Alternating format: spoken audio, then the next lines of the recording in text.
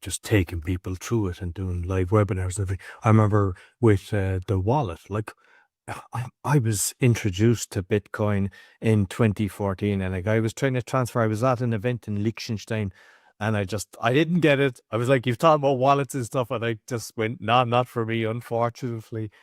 And when I eventually started getting into it, it was a friend here came and showed me exactly how to do it. And that's what I needed. Told me what to buy and went through it. And then I felt safe and everything, because the problem is you don't want to wing it, especially when if you send it to the wrong address, it's like sending it to the scammer. It's like goodbye.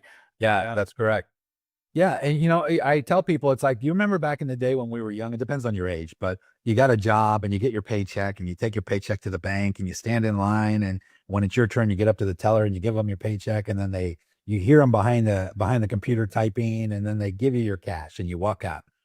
Um, Crypto, the difference now is that when you understand wallets and accounts and things like that, there's no more bank teller anymore. There's no more bank anymore. You are the bank, and you're the one now that has to punch those buttons, but you're in control of it.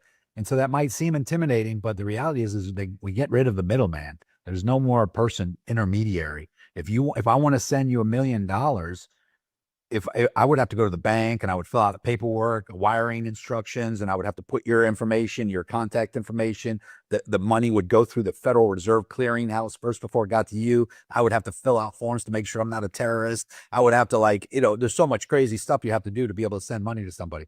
But if I want to send you $1 million worth of Bitcoin, all I have to do is click send to your wallet address, and you'll have it in 20 minutes. And no one in the world will even know except for you and me. And someone on the blockchain might see $1 million get transferred from this wallet to this wallet, but they won't know it was from me, and they won't know it was to you.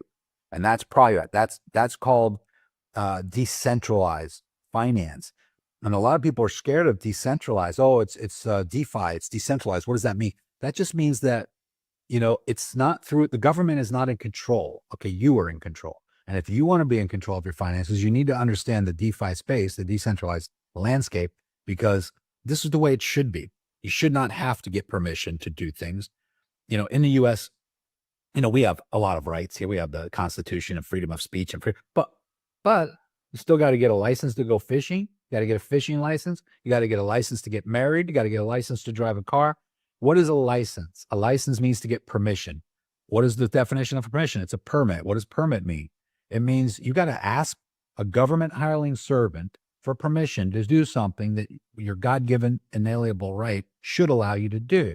Like, you should be able to go catch a fish in the ocean. Why do you got to go ask the state for permission and get a piece of paper, a permit to go pull a fish out of you? Who are they, and why do they own the oceans?